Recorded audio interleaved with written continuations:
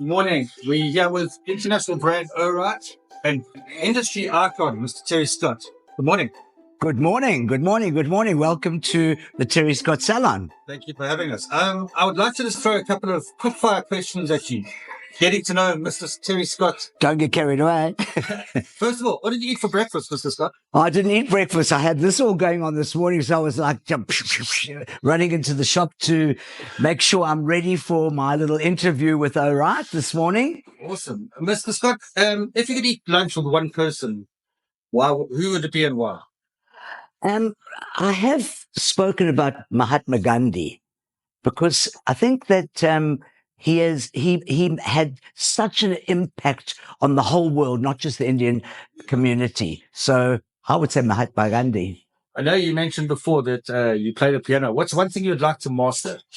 Would it be the piano? Absolutely. My whole life I played the piano by hand, by ear, should I say. I used to sit outside the lady who taught music across the road from my home, couldn't afford to go to lessons. So I kind of learned by just listening and playing by ear, chopsticks and that sort of thing. But yeah, I'd love to be able to I would love to be a concert pianist. I've always wanted to be on stage doing my thing. Are you a texter or a caller? I told you earlier on during conversations, I'm not much of a texter. I'm not much of a caller. I do a lot of Instagram because I find it very important to show people what we are doing in our salon, who we are, what we're about. And I think Instagram has, as we all know, become such a huge media to explore and advertise who and what you are in our salons. Going back to the hairdressing industry, who's your industry icon? Well, of course, there he is on the wall. Vidal Sassoon. Started my career with Vidal Sassoon, 1971 in London, happened to work for him. You'll see Anthony Mascola, the famous Anthony Mascola from the Tony and Guy group. And my whole life I have gravitated towards Tony and Guy and Label M being being Tony and Guy. My apologies. I lose my way a little bit. Sorry. And they've been my inspiration most of my life. I've actually been to London literally 50 times. I've been to London at least 50 times. I go to London every single year to find out what is happening in the industry, what is cutting, what is new, what is trending. And I've done that for 50 years. Now I don't have to, because last night not last night. It was Friday night. I think it was the Tony and Guy school. They were doing some work. And on Saturday morning, what did I do? My first haircut was the cut they did on Friday night. So that is exactly what was happening with social media. They on social media, they do a haircut on Friday afternoon at 4:00. On Saturday morning, I'm doing it in my salon. Just to change the subject a little bit, what is your favorite cuisine to cook? Oh, you know what? I'm a cordon bleu chef. I've trained with Christina Martin. I've trained with Prue Leith in London. And believe it or not, I'm a sergeant major chef in the army. That's what I was. I chose to do cooking because I wanted to be a hairdresser, but I never had a matric. So I wanted to be like the guy that walked around these top hotels with his red carnation running the place, but it didn't happen. Gladly, I chose hairdressing. It's been absolutely fabulous for me. Every day is exciting. Every day is a new day. I find hairdressing it's just so motivating. It's so stimulating. It's just so much part of my life. Talk about you as a person, your clothing style. How would you distinguish your clothing? Well, I'm totally over the top when it comes to clothes, but I have a very varied way of dressing. I would say today is kind of a bit trendy, but at the same time a bit chic. I can wear a suit. I can wear a tracksuit tomorrow. I can wear a pair of shorts and a t-shirt and constantly get told, and that Oak is a bit of an icon when it comes to the way he dresses. And I enjoy that. I love clothes. It motivates me, stimulates me. and encourages me to be more creative just looking at clothes. That's my sort of way of answering that question you asked me. Just to change the subject a little bit, what is your thinking about global warming?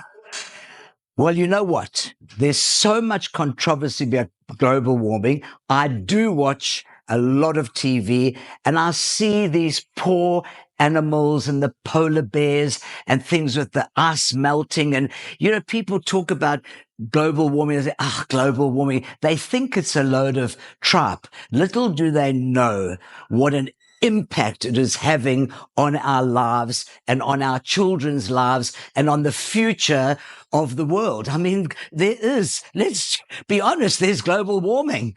The icebergs are melting. There's no place for the people that lived in the ice and relied on it. It's happening. Let's just accept it. It's happening. And we've all got to do something about it. That's where we come in with O'Wright. So when O'Wright asked me to become part of their going forward and changing the world and changing hair products to suit this whole situation, I was on board without even giving it a thought.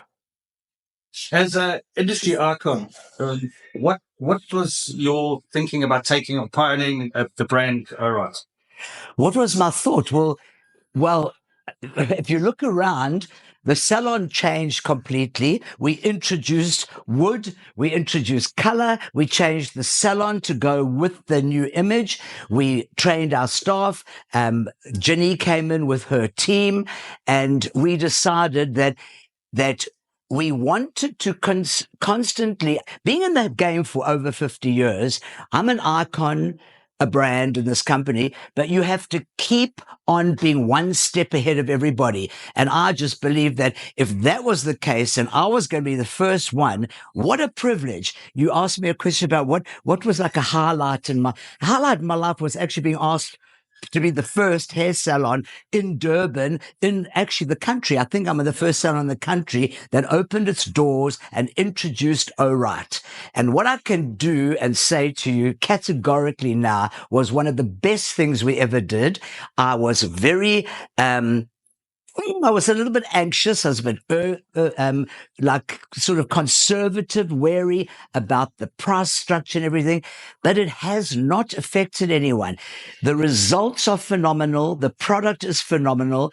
It speaks for itself. It's a beautiful looking product. It sells well. I do have a couple of girls in my salon, particularly a girl called Christine is gone through the roof with the product. She just lives, sleeps, and eats and drinks the product, and Christine has done so well.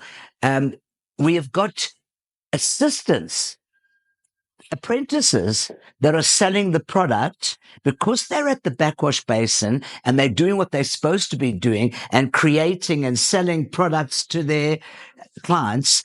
We are getting people are becoming far more aware of the product. And again, the youth, they all come in and, oh, Mom, isn't there anything that's biodegradable? I got it right.